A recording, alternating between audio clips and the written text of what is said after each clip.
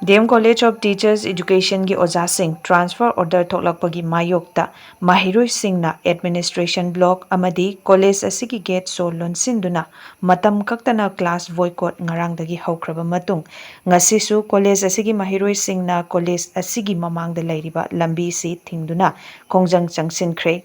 khongjang asida pamdaba thokdoksing thoktanaba state force singna ningthina ngak senki khongjang asida saruk yakhiba DMCT gi trainee union gi sports secretary kaithelakpam premna phongdorakpada NCTE na piriba chatna kanglon gi matung inna B.Ed DLEd amadi M.Ed college amada principal yauna punna oja kontra ni thoi darkar oi adubu college asida hanadagi oja konmanga khaglei oja masing sudraba college asidagi oja taruk amok transfer thakre amadi tha amagi mamangdasu oja amasu transfer tawkiba si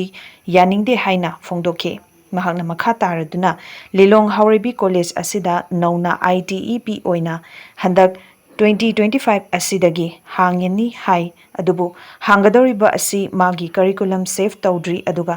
syllabusu safe tawdri manipur gi oina ITEP mamingtagi oina leirani hairakanda DMCT asina manipur gi oina ahanba B.Ed ki college ni amadi college asi chahi yangkhai ni thoi helakle college asida leiriba Ojasing lokthokpa asi yaningde haina phongdorakhe